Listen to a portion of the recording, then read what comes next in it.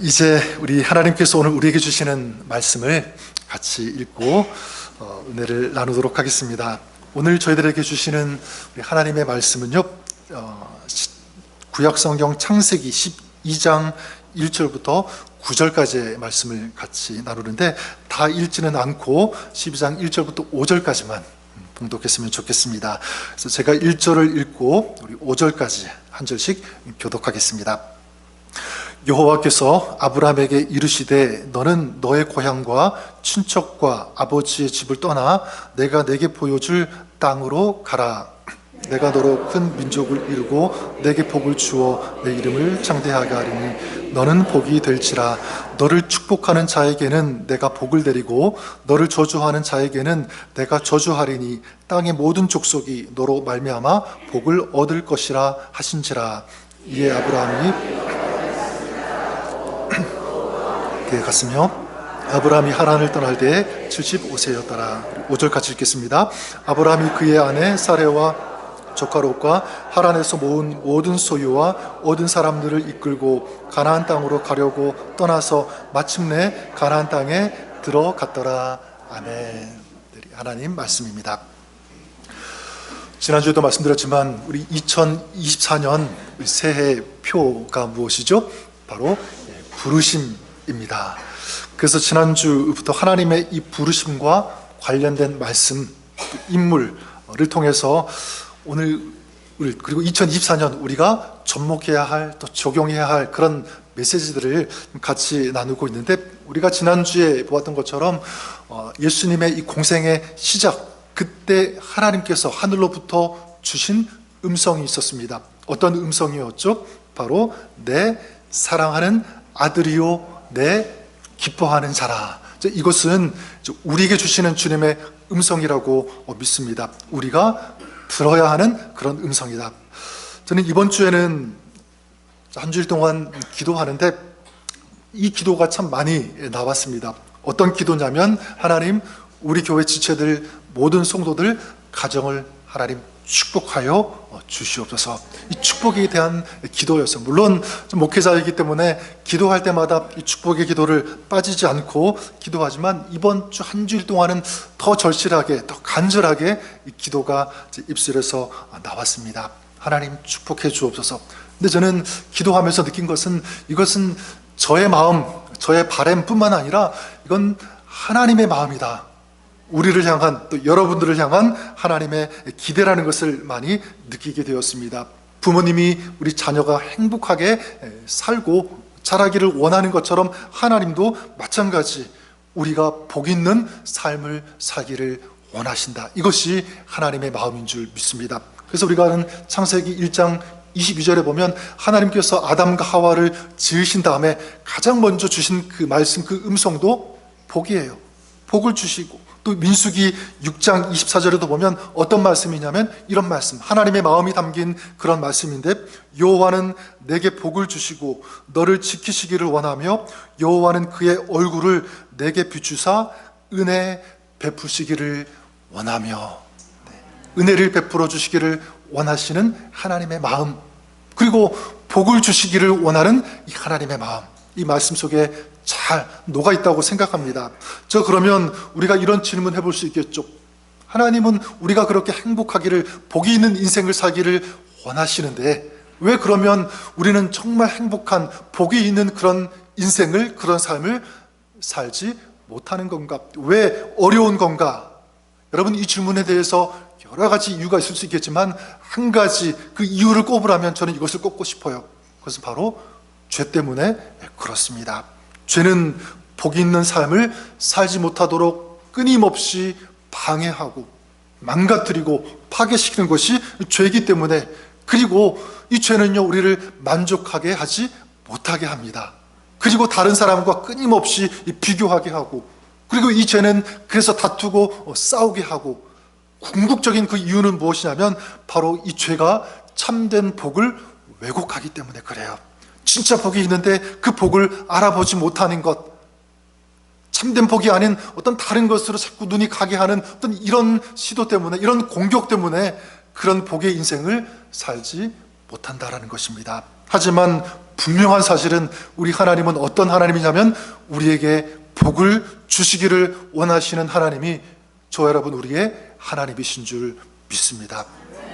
자, 그러면 우리가 하나님으로부터 기대할 수 있는 축복은 어떤 것일까? 오늘 말씀에 간략하게 나와 있는데 이건 아브라함에게 주시는 이 축복의 내용인데요, 저는 이것이 오늘 우리에게 하나님께서도 주시기를 원하는 축복의 내용이라고 믿습니다. 그게 이제 12장 2절에 소개가 되고 있는데 우리 읽었지만 다시 한번 우리 12장 2절 말씀을 같이 읽도록 하겠습니다. 자, 시작. 내가 너로 큰 민족을 이루고 내게 복을 주어 내 이름을 창대하게 하리니 너는 복이 될지라. 아멘. 네, 이것은 아브라함 인생 전체를 아우르는 어떤 그런 그림이라고 할 수 있고, 또 하나님께서 아브라함에게 기대하시는 삶의 모습이라고 할 수가 있을 것 같습니다. 또 한편으로는 하나님께서 아브라함을 부르신 이유이기도 합니다. 너는 복이 될지라, 이것이죠. 여기에 나오는 것, 내가 너로 큰 민족을 이루고 이렇게 말씀하고 있는데, 큰 민족을 이룬다는 것, 이것은 뭐냐면 사람에 대한 복이라고 생각합니다.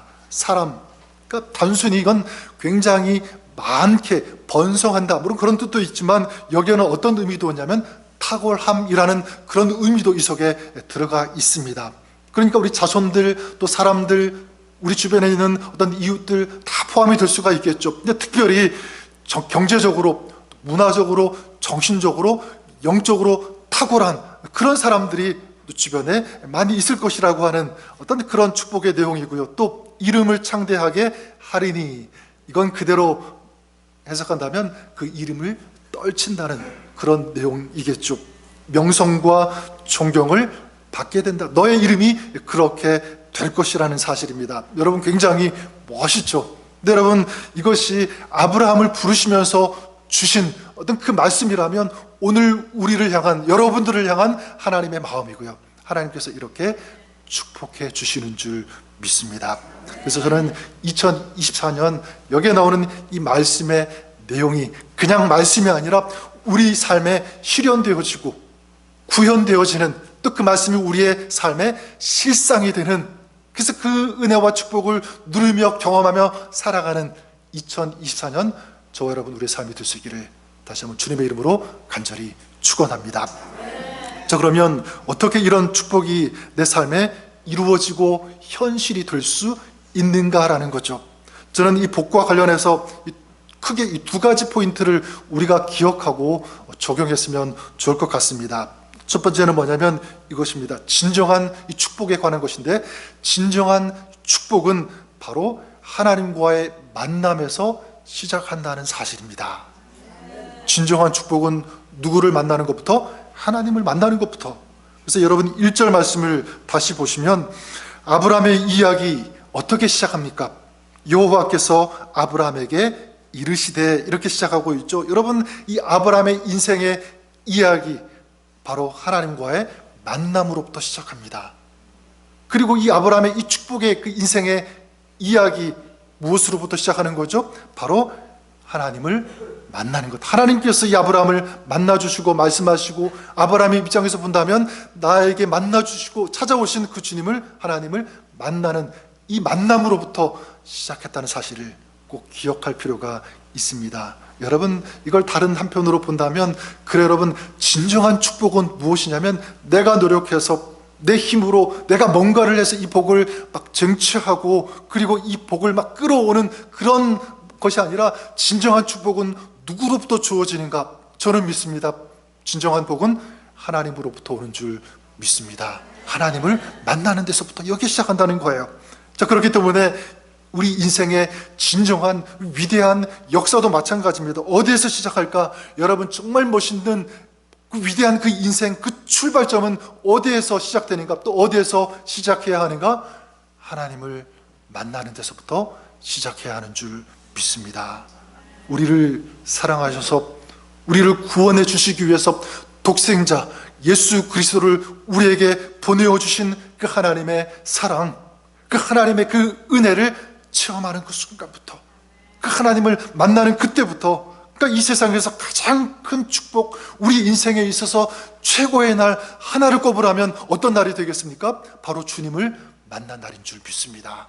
가장 복된 날이 되는 거예요. 여러분 앞으로 마찬가지죠. 복의 사람으로 살기를 원하십니까? 그렇다면 하나님을 만나셔야 됩니다. 그리고 하나님께 복을 구하시고 세상으로부터 오는 그런 복이 아니라 하나님께서 주시는 이 진정한 이 복을 구하시는 그런 여러분 될 수 있기를 바랍니다. 또한 한편으로 어떻게 보면 여러분들은 이미 복 있는 사람이에요. 그렇지 않습니까? 그리고 복된 삶을 지금 살고 있어요. 왜냐하면 하나님을 만났잖아요. 예수 그리스도를 영접하고 그분 안에서 또 그분이 우리 안에서 살고 있기 때문에 그렇습니다. 하나님은 복의 근원이 되시고 지금도 우리에게 복을 주시고 또한 우리 하나님께서 주시는 이 복이 진정한 이 축복인데 우리가 그 축복을 받고 있다면 우리는 지금 복 있는 삶을 살고 있는 줄 믿습니다. 이게 첫 번째 포인트고요. 두 번째, 이 복의 사람이 되기 위해서 어떻게 해야 하는가? 복과 관련해서 중요한 두 번째 포인트는 바로 이것입니다. 다른 사람에게 복을 끼칠 수 있는 사람이 진정한 복이 있는 사람이다. 다시 말씀드릴까요? 다른 사람에게 무엇을 끼칠 수 있는 사람? 복을 끼칠 수 있는 그런 사람. 이걸 간단하게 정리하면 축복의 통로가 되는 사람. 어떤 글에서 읽었는데요. 그 경사진 그런 산 기슭 같은 이게 경사진 그 땅에 뭐가 있었냐면 이 계단식 논이 있었습니다. 비스듬하게 논들이 이렇게 위에서부터 몇 개가 이렇게 쭉 계단식으로 있었는데 제일 위쪽에 이 논을 가진 농부가 있었어요. 근데 어느 날 가물어서 열심히 이제 물을 퍼다가 자기 논에 이 물을 가득 채웠겠죠. 근데 이 농부가 잠을 자고 그 다음날 일어나서 자기 논에 가보니까 그 밑쪽에 있는 그 물고가 터져 있는 거고요. 누군가 그 물고를 터서 그 밑에 그 논으로 다 흘러가게. 그러니까 아마도 그 밑에 논 주인이 그렇게 했던 거겠죠. 이 맨 위에 논을 가진 이 주인이 굉장히 아마 화가 났을 거예요. 근데 이 주인이 예수 믿는 사람이었습니다. 화가 나지만 마음이 참 힘들지만 그래 내가 참자. 그래서 또다시 물을 막 끌어다가 다시 논에 물을 가득 채웠다고 합니다. 근데 또 잠을 자고 일어나 보니까 밑에 그 논을 가진 사람이 그 물고를 터가지고 물을 다 아래 자기 논으로 이렇게 물을 대버리고 마른 거죠.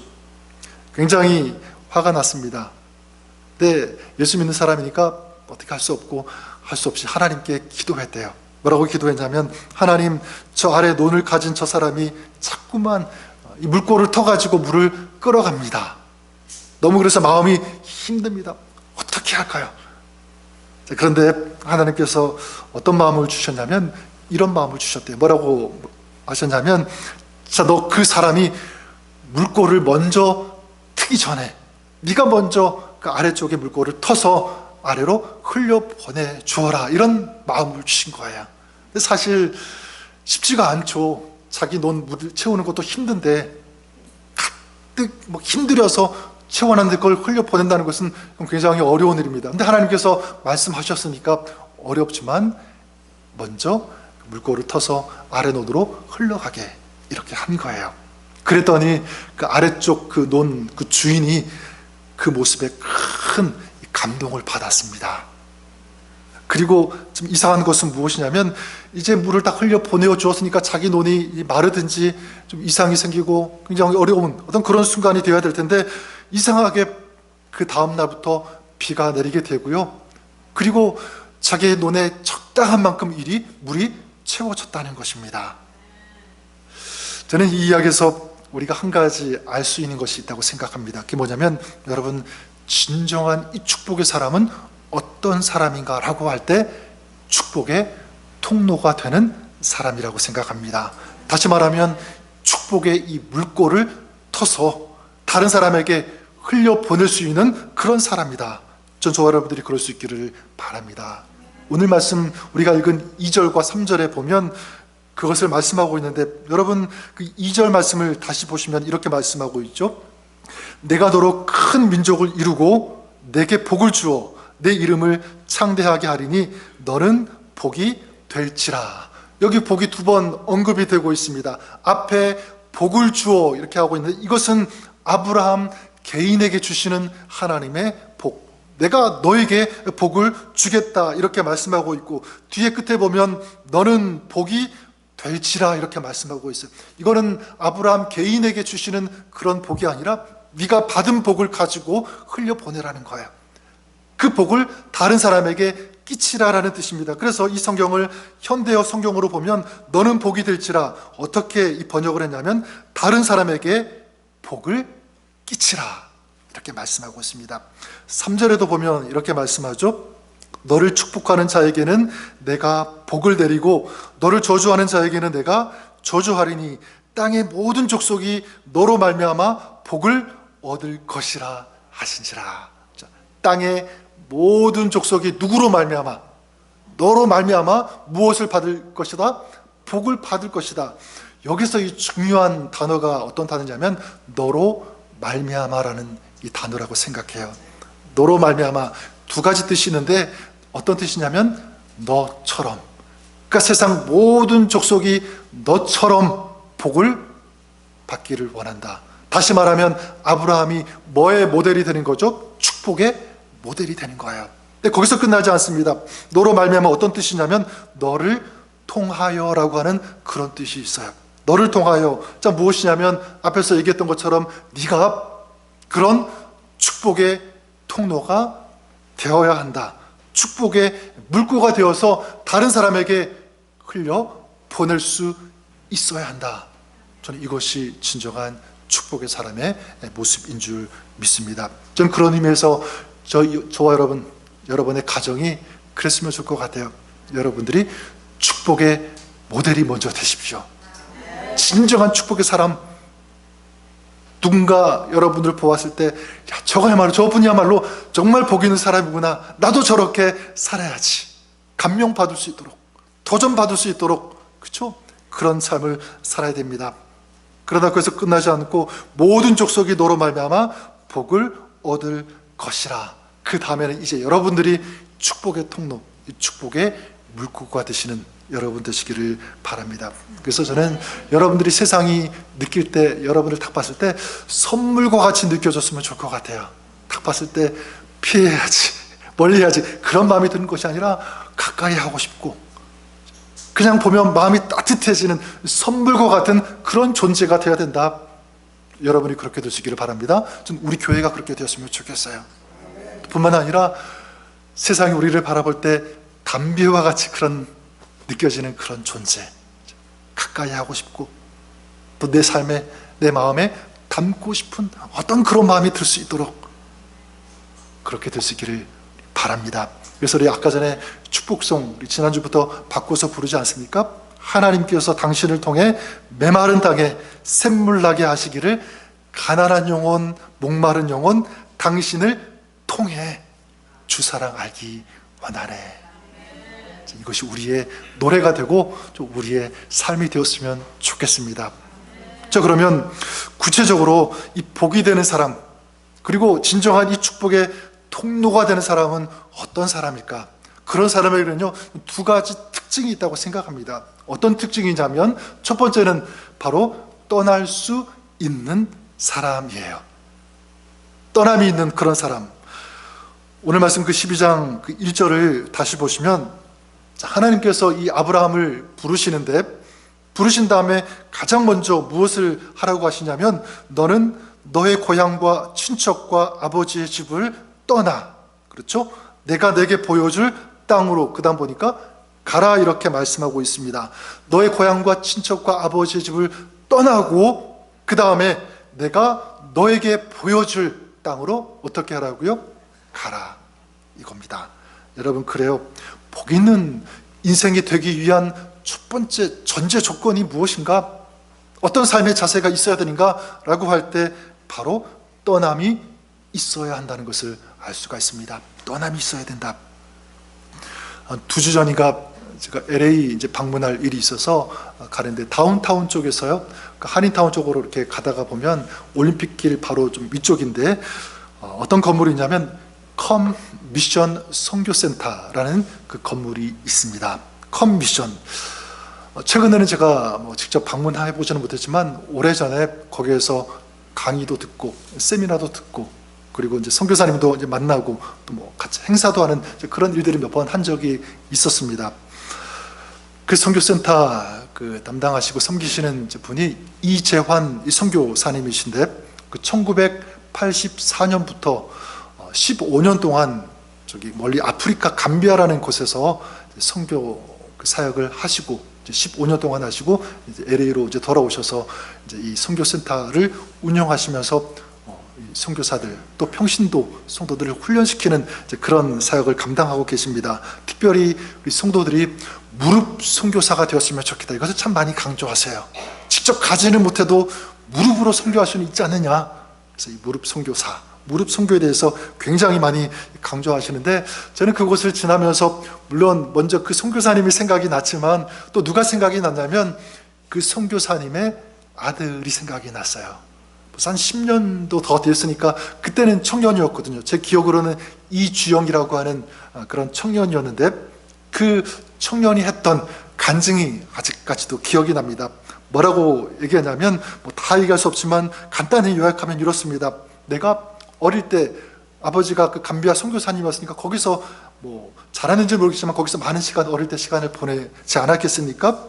근데 뭐라고 얘기하냐면 어렵고 가난한 이 감비아 이 형제들과 함께 변함없이 그들을 섬기고 그리고 교회를 세우는 아버지를 보면서 자신도 어떤 생각이 들었냐면 나도 저런 삶, 선교사의 삶을 살아야 된다. 그리고 그렇게 하고 싶다는 마음이 계속 들기 시작했다는 거예요. 그리고 미국에 돌아와서 이제 공부하고 이 대학교를 마치게 되는데 뭐라고 하냐면 나는 대학 공부를 마치자마자 훈련받고 아버지가 섬겼던 감비아 그 나라는 아니지만 아마 말리였을 거예요. 말리라는 그곳에 가서 나는 선교사로 섬기겠습니다. 그래서 주님을 한 번도 만나지 못한 그런 사람, 복음을 듣지 못한 그런 사람들에게 하나님의 사랑, 하나님의 이 사랑의 말씀을 전하는, 증거하는 그런 삶을 살겠습니다. 결심하는 그런 간증을 들었습니다. 저는 그 생각을 하면서 참 어떻게 저럴 수 있을까? 어린 시절 힘들지 않았겠어요, 그죠? 감비아 그곳에서 자랐으니까 그런 힘겨운 그런 어려운 시간들을 보냈다면 미국에서는 좀 편안하게 그리고 가족들 옆에서 그리고 자기의 꿈을 미국에서도 펼쳐갈 수 있잖아요. 근데 다시 가겠다는 거죠. 왜 갑니까?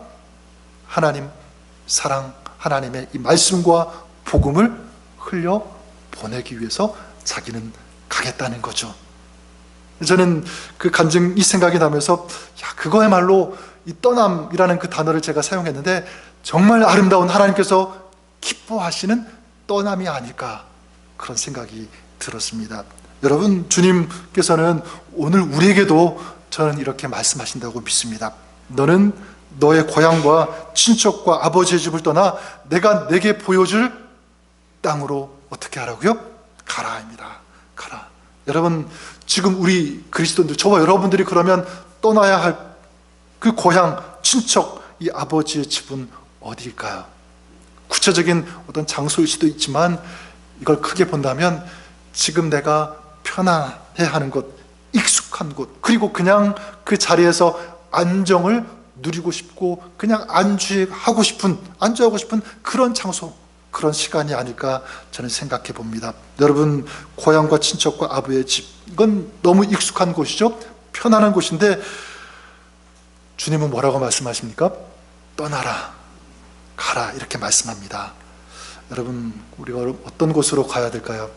여러 가지가 있겠지만 저는 이곳으로 갔으면 좋겠습니다. 먼저는 무릎으로 중보할 수 있는 자리. 힘들죠. 어렵죠.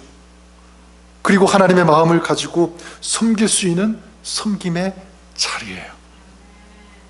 그리고 내가 더 영적으로 성숙하기 위해서, 자라가기 위해서, 성장하기 위해서 훈련받고 도전받을 수 있는, 배울 수 있는 그런 자리로 가야 한다.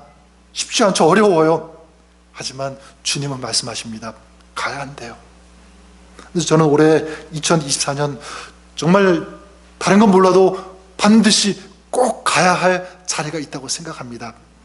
그 자리는 어디냐면 바로 영혼을 구원하는 자리예요. 영혼을 구원하는 자리, 전도하는 것입니다. 여러분, 전도하는 것 쉽습니까? 어렵습니까? 쉽다고 생각하시는 분인 것 같아요. 네, 그런 분 있었으면 좋겠어요. 하지만 보편적으로 얘기를 많이 하는데 전도 요즘 안 돼, 너무너무 어려워, 그렇게 얘기하시는 분들 많이 보았죠. 네, 맞아요. 쉽지 않습니다. 왜냐하면 이 영적인 것이니까 사단이 가만두겠습니까? 어떻게 해서든 막으려고 하고 공격하죠. 그렇기 때문에 결코 쉽지 않을 거예요. 그러면 여러분, 쉽지 않다고 어렵다고 포기할 건가요? 중단할 건가요? 아니죠. 주님 오늘 말씀하시잖아요. 익숙한 곳, 편안한 거기에 있지 말고 그렇지 않은 곳, 내가 보여줄 땅으로 가라고 했으니까 저는 가야 한다고 믿습니다. 전도해야 하는 그 자리, 영혼을 구원하는 그 자리, 그곳이 험악한 광야라고 할지라도 우리는 거기에서 마음을 쏟아야 되고요, 기도를 쏟아 부을 수 있어야 한다는 사실입니다. 바로 이것이 하나님께서 기대하시는 진정한 복의 사람의 모습이라고 저는 믿고 싶어요. 저는 2024년 하나님께서 우리를 이런 삶으로, 이런 복 있는 자로 부르셨다고 믿습니다. 여러분, 들어오시면서 그 주보 사이에 이런 카드 보셨죠? 뭔가 하셨을 거예요. 그렇죠? 조그만 카드가 있는데 이 카드는 그 I best 카드라고 적혀 있습니다. 나에게 있어서 최고의 카드이지만 동시에 우리 주님에게 있어서도 최고의 카드가 되는 것입니다. 바로 전도 카드. 그래서 여러분, 앞에는 여러분 결단의 그 의미로 여러분의 이름을 꼭 적으세요. 오늘 예배 후에 집에 돌아가셔서. 그리고 그 뒷면에는 뭐냐면 이제 주님께로 돌아와야 할 영혼, 그 이름을 적는 거예요. 여기 7명까지 적을 수가 있는데 다 적으시면 좋고, 그렇지 못하면 최소한 3명 이상은 반드시 꼭 적었으면 좋겠습니다. 뭐 우리 가족 중에 아직 예수를 믿지 않는 그런 가족이 있다면 적을 수 있겠죠. 우리 친척 중에, 또 우리 친구들 중에, 아니면 우리 이웃들 중에, 뭐 한국에 사는 그런 사람도 괜찮고, 멀리 뭐 저기 한국 아니면 뭐 미국에 사는 가까운 사람, 우리 주변 뭐 상관없습니다. 어떤 곳에 있든지 아직 예수님을 알지 못하는 그런 사람이 있다면 꼭 적으시고, 그 옆에는 니드, 필요한데 예수님을 아직 믿지 않았다면 영혼 구원이라고 적으시면 좋겠고, 오래전에 교회는 다녔는데 지금 하나님과 교회와 멀어진 채 살고 있는 그런 사람이라고 한다면 다시 그 믿음이 회복될 수 있도록 믿음 회복, 이렇게 기도 제목을 적는 거예요. 그 외에도 기도가 필요한 사람들이 있다면 이름을 적으시고 그 옆에 그 이유를 적는 거예요. 저는 이것을 여러분 가장 베스트 장소, 이것을 가지고 다녔으면 좋겠습니다. 항상 여러분들이 휴대하고 가지고 다니는 것 뭐가 있을까요? 뭐 성경책이 있다면 성경책 중간에 이것을 끼우시고 하루에 한 번씩 그 이름을 부르면서 축복하면서 기도하는 거죠. 그리고 아니면 여러분 지갑에 이렇게 딱 들어갈 사이즈거든요. 지갑에 끼워서 여러분 지갑을 열 때마다 이 이름을 보시고 기도하시고 중보하시고 축복해 주시는 그런 한 해가 되었으면 좋겠습니다. 저는 확실히 믿는 것은 우리가 믿음으로 이 영혼을 위해서 기도할 때, 그리고 축복을 쏟아 놓는다면 우리 하나님께서 우리의 이 기도의 어떤 그 걸음을 통해서 반드시 아름다운 열매를 거두게 하실 것이다. 그 열매를 맛보게 하실 것이다. 저는 믿습니다. 저는 그런 한 해가 이번 2024년이 되기를 소원합니다. 그래서 로마서 10장 15절에 보면 우리가 잘 아는 말씀이죠. 전하는 자가 없는데 어떻게 사람들이 복음을 듣겠느냐. 그러시면서 뭐라고 말씀합니까? 아름답도다 좋은 소식을 전하는 자들의 발이여함과 같은지라. 이 세상에서 가장 아름다운 발이 뭐래요? 복음을 전하는, 좋은 소식을 전하는 그런 발. 이 발은 그냥 육신의 발이 아니라 우리 인생을 대표하는 이 상징적인 의미의, 그게 이 발이 아니겠습니까? 그러니까 가장 이 세상에서 아름다운 인생, 복이 있는 인생을 살아가는 사람은 어떤 사람이냐면 바로 좋은 소식을, 이 복음을 흘려보낼 수 있는 그런 사람인 줄 믿습니다. 우리가 그렇게 되시기를 바라고요. 또 한 가지, 이 복이 되는 사람, 이 축복의 통로가 되는 사람, 어떤 사람이냐면, 첫 번째가 이 떠남이 있는 사람이라고 한다면, 두 번째는 바로 순종할 수 있는 사람, 순종이 있는 사람. 오늘 말씀 이 4절에 이렇게 말씀하고 있습니다. 이에 아브라함이 여호와의 말씀을 따라갔고 롯도 그와 함께 갔으며 아브라함이 하란을 떠날 때에 75세였더라. 이에 아브라함이 누구의 말씀을 따라갔어요? 여호와의 말씀, 하나님의 말씀을 따라갔다. 자, 무엇을 알 수 있냐면 하나님의 말씀이 임하자마자, 하나님의 말씀을 듣자마자 즉각적으로 반응하고 그 말씀을 따라갔다. 다시 말해서 그 말씀에 순종했다는 것입니다. 여러분, 좀 놀라운 것은 뭐냐면 하나님께서 보여주신 땅이 아니라 미래형이죠. 하나님께서 보여주실 땅이에요. 지금 같으면 구글맵을 켜서 내가 가야 할 땅이 어딘지 쫙 조사를 하고 갈 만한지 가지 말아야 할지 판단하겠지만, 그때 그 당시에는 그렇지 않잖아요. 그냥 보지 못하고 갈 바를 알지 못하고 그 땅이 어떤 곳인지 전혀 알지 못한 채 출발한 거죠. 떠나간 거예요. 어떻게 그럴 수 있었을까? 저는 이것이라고 믿습니다.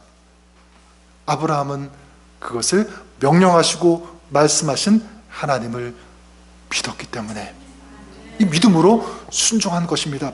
그렇기 때문에 진정한 이 순종의 사람은 어떤 사람이냐면 그냥 억지로 순종할 수 없어요. 하지만 순종할 수 있는 사람, 어떤 사람은 믿음이 있으면 순종한다고 믿습니다. 하나님을 믿는 믿음이 있으면 그 어떤 것도 그 하나님의 말씀대로 순종할 수 있다. 순종의 사람이 된다는 것입니다.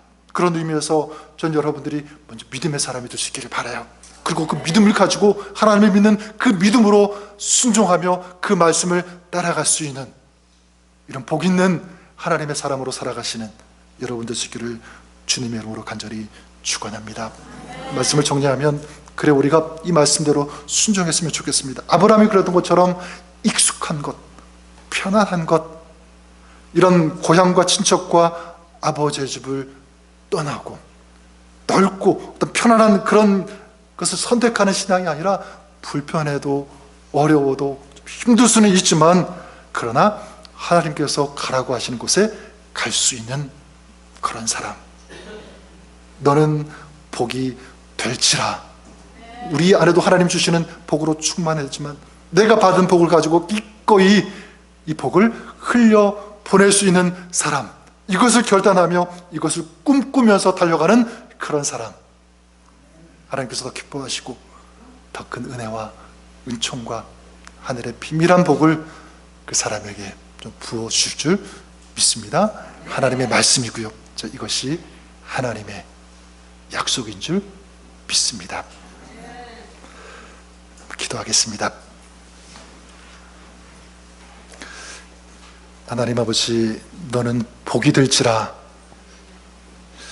복의 인생으로 아브라함을 불러주신 것처럼 우리도 2024년 복이 되는 그런 사역자로, 그런 삶으로 저희들을 불러주신 줄 믿습니다. 하나님을 만나는 것, 하나님과 함께하는 것이 진정한 복이고, 이제 그 만남을 통해서 부으신 그 은혜와 은총과 그 하나님의 사랑을 이제 내 것에만 채우려고 하는 것이 아니라 흘려보낼 수 있는 이런 진정한 축복의 사람이 되는 그런 한 해, 우리의 가정이, 우리의 삶이, 우리의 사역이 그렇게 될 수 있도록 하나님 인도하여 주시옵소서. 그런 복의 통로로 쓰임받는 저희들 교회 되게 하여 주시옵소서. 예수님의 이름으로 기도드립니다. 아멘. 우리 이 찬양 같이 올려드렸으면 좋겠습니다. 내 마음의 주를 향한 사랑, 또 주님 주신 이 진리, 또 이 주님의 이 은혜를 가지고 내가 이제 십자가의 길을 걷겠습니다. 정말 그 사랑을 나누고 베푸는 그런 순교자의 삶, 순교사적인 그런 삶 살겠습니다. 이것이 어떻게 보면 진정한 축복의 사람이라고 저는 믿습니다. 그런 삶 가운데 하나님의 사랑이 영원히 함께하리라. 하나님의 사랑, 더 큰 은혜, 그 축복을 그렇게 결단하는 사람, 그 믿음으로 나아가는 사람에게 우리 주님께서 부어주실 줄 믿습니다. 그런 마음 담아서 우리 결단하면서 우리 이 찬양 부르실 때 괜찮으시면 한번 일어나셔서 내 마음의 주를 향한 사랑이, 이 찬양 같이 한번 올려드리겠습니다.